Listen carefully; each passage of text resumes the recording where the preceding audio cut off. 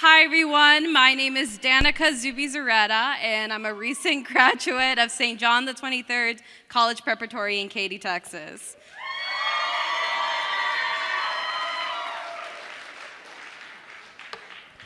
So for myself, I was born and raised a cradle Catholic in a very Hispanic household. I mean, my parents are Cuban and Mexican, so I talk a lot A, and B, I'm crazy. So there's some basis for you, okay?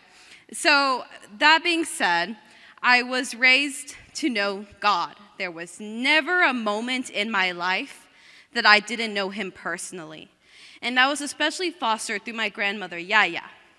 She was the coolest grandma ever, okay? And I like to call her the modern Therese of Lisieux because she loved keeping our family together through small actions. And I say this because many nights, whenever she would come from Mexico City, she would stay in my room with me. And I would pull my trick saying, "Oh, Grandma, can I please stay up a little bit later?" She's like, "No." And I'm like, "I'll pray the rosary with you." Automatic yes. So that shows how close we were. And with that being said, I always had God in my heart. And my parents taught me, as long as God is your co-pilot, you've got everything under control. While that's very easy to say, like many other students, especially in our modern world, I was bullied.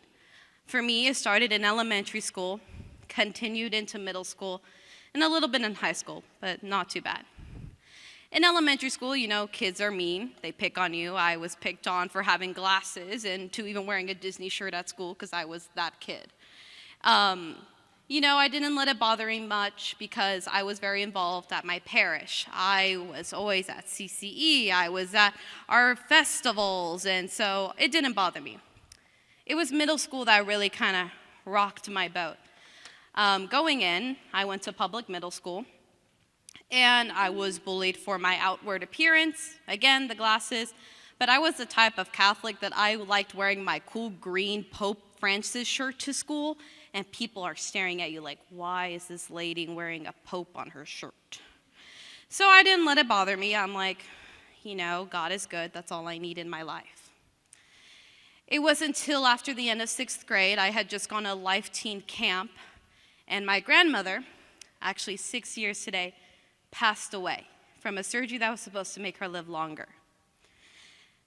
That hit my family like a ton of bricks.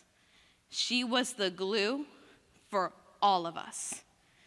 And so losing her, my sisters were young, and I was old enough to kind of comprehend what had happened.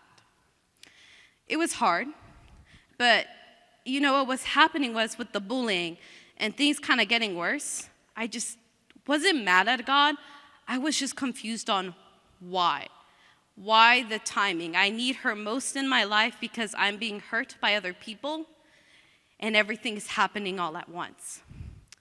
So to kind of hide my scars, as Father Agustino said, I started taking on other people's issues and crosses to cover up mine. So I had a friend that just couldn't pass, like terrible grades. I would be the one sending them the homework and helping them so they could just pass.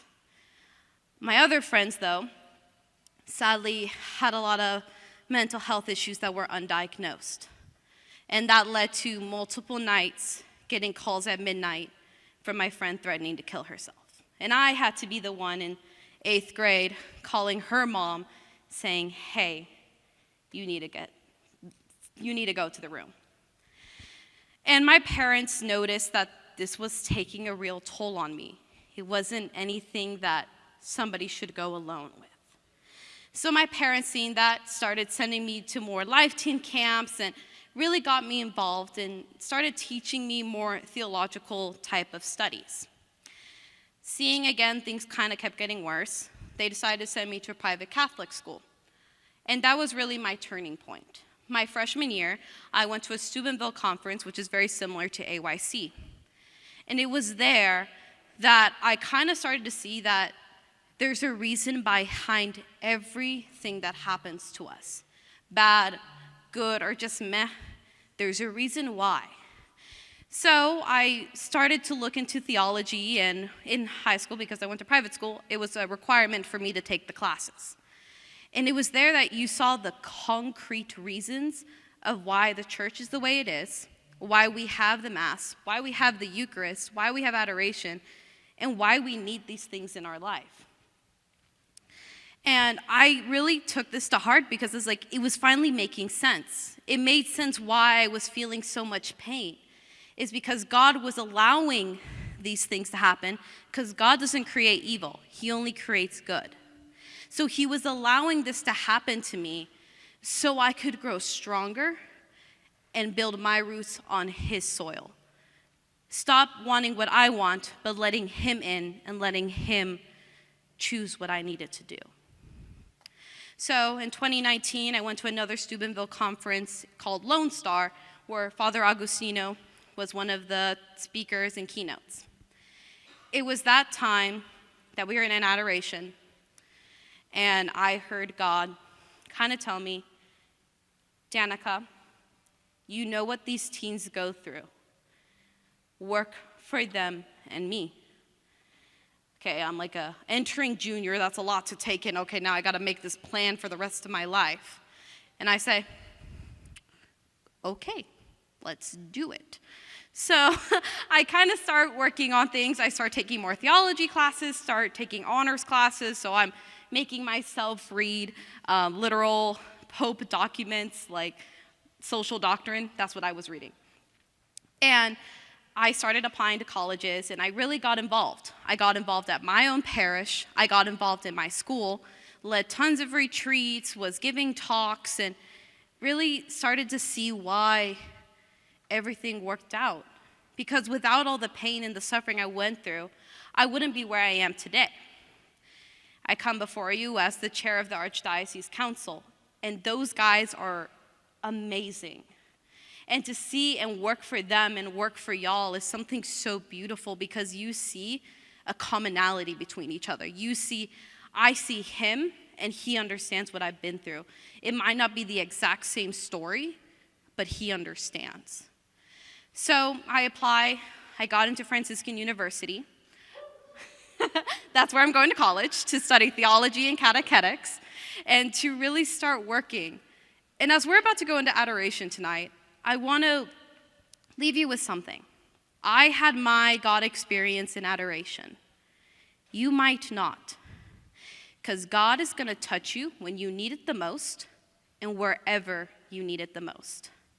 So you might think God is going to touch me, and he's going to touch you tonight. Don't get me wrong. He is going to touch you. He's going to be present. He is here giving us all hugs during adoration. But your God-given moment might not be here. It might be tomorrow during Mass, during a daily Mass at your parish, maybe in a holy hour at your parish, maybe just praying in your room. And that's what's so beautiful, is we're all original, like Carlo Acuti says. All of us are original.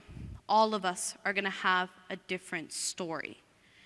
And so I invite you tonight that as we're going to go into adoration and we're going to end with these prayers and these beautiful sacraments, I ask you to be open. Ask questions. Questions are good, because they find us and they help us bury our roots within Christ.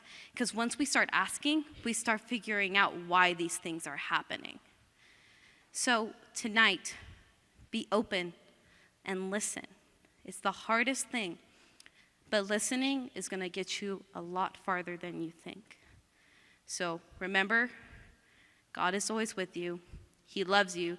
Jesus died for you, and you're worthy of so much. Thank you.